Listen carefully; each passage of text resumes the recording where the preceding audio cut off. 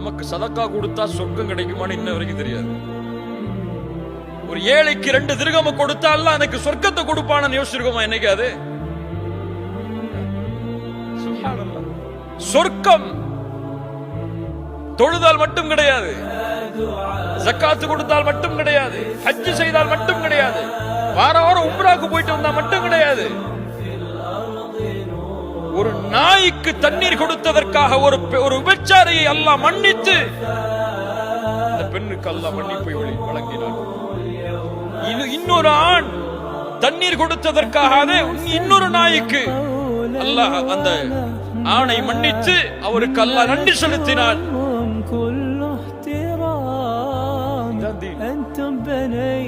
இதான் நமக்கு கொடுக்கப்பட்ட மார்க்கம். இந்த மார்க்கத்தில் எதை செய்தாலும் அங்கே முடிவு சொர்க்கமாக அமையும்.